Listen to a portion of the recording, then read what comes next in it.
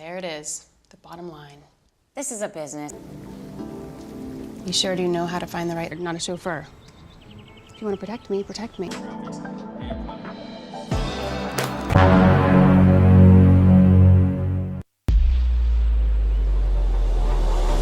Halo Ngab, gimana kabarnya?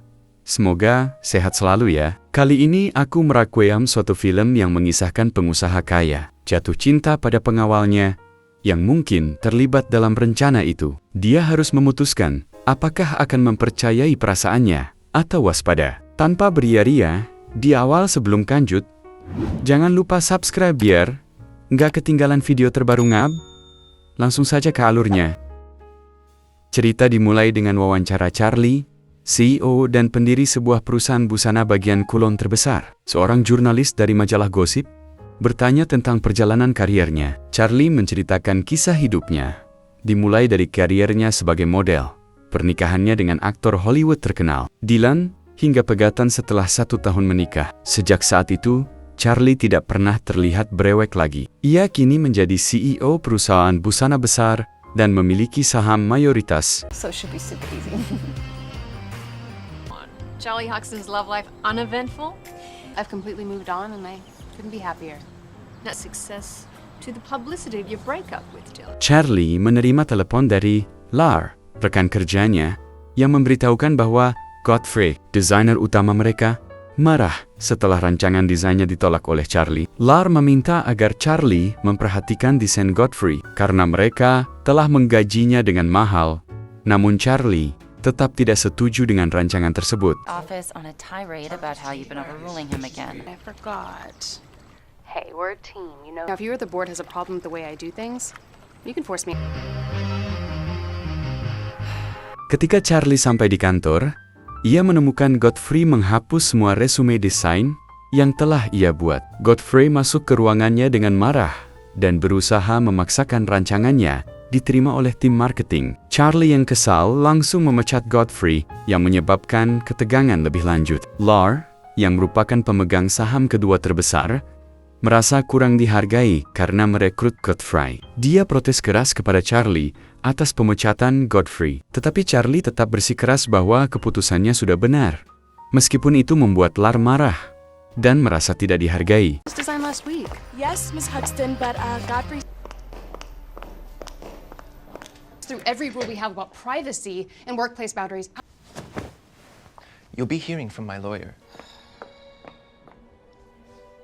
Di arah lain, kita diperkenalkan dengan Jonathan dan Vargas, dua bodyguard yang sedang ditugaskan untuk mengawal seorang aktor. Setelah selesai dengan adegan syuting, aktor tersebut mengajak seorang pemain figuran. Namun, Vargas keluar untuk beristirahat, sehingga Jonathan yang menjaga ruangan.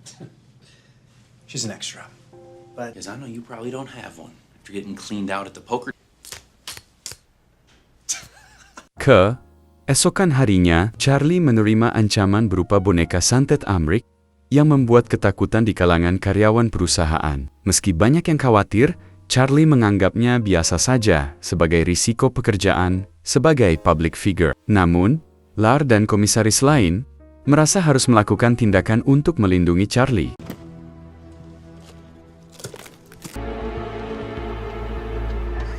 That was a death threat, Charlie. Not the first one.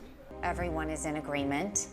We are very concerned. Charlie melihat seseorang yang mencurigakan sedang memasang sesuatu di bawah mobilnya. Charlie mengira itu adalah orang yang berniat memasang bom dan segera menghubungi Pak Polisi. Ternyata, orang tersebut adalah Jonathan, bodyguard yang disewa oleh Lar untuk melindunginya. Setelah mengetahui identitasnya, Charlie akhirnya percaya dan memperbolehkan Jonathan untuk membersihkan mobilnya.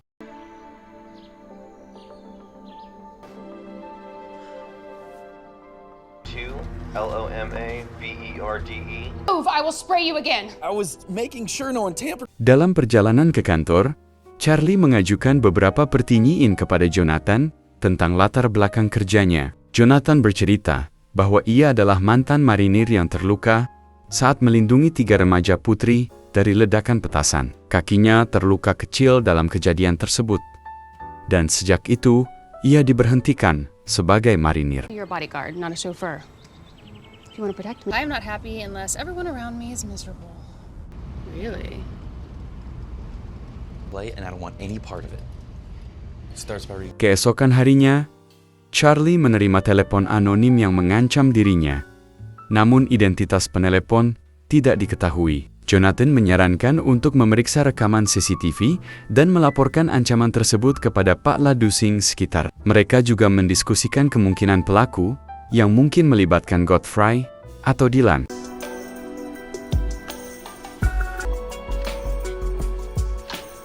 Go to the gate out there. By all means. Dalam sebuah insiden di kantor, Jonathan tidak sengaja menumpahkan kopi ke pakaian Charlie. Charlie meminta Jonathan untuk mengganti pakaian di toilet.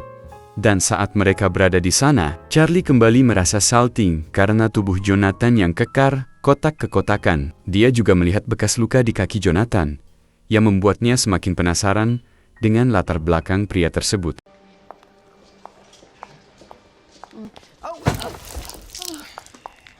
I've been aware.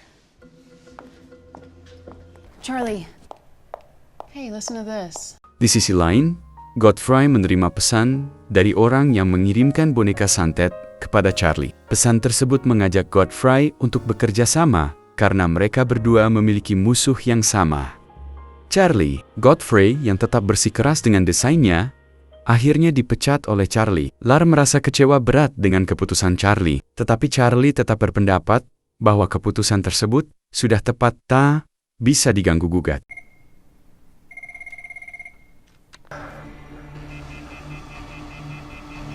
I am. Mr. Makepeace, would you... I've been taking you for granted these past few months. And I'm sorry. Pak Ladusing datang ke kantor untuk menyita HP Ipong Jonathan setelah mendiskon Godfrey terjadi. Mereka menemukan ponsel Charlie berisi ancaman terhadap Godfrey, yang ternyata sengaja diletakkan di sana oleh Lar untuk menjebak Charlie. Charlie dan Jonathan terlibat dalam penyelidikan ini. Charlie dan Jonathan kabur, melarikan diri dari tuduhan mendiskon Godfrey.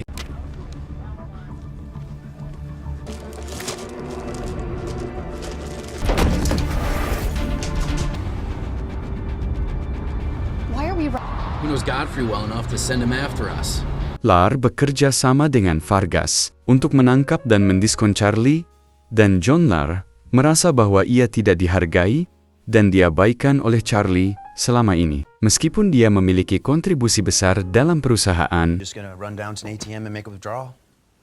Got a call about some possible work, so I'm gonna go check that out.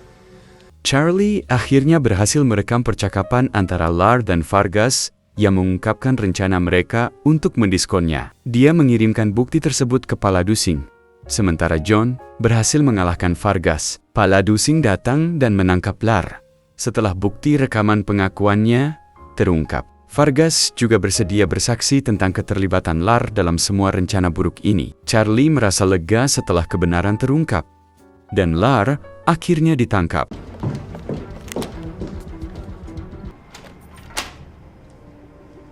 Godfrey Lewis's car, and the bullet that... recording I sent proves she hired someone to kill us.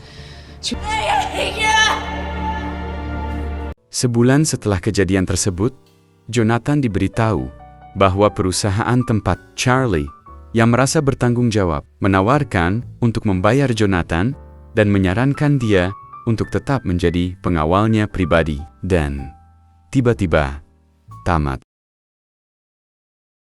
Gimana Ngab? Filmnya, apa yang bisa diambil dari film ini? Ingin jadi pengawal khusus Ngab? Sudahlah, tulis di kolom komentar. Ya udahlah, ambil yang positif, buang yang negatif ya Ngab. Jangan lupa tombol subscribe-nya biar nggak ketinggalan video terbaru selanjutnya. Ngab.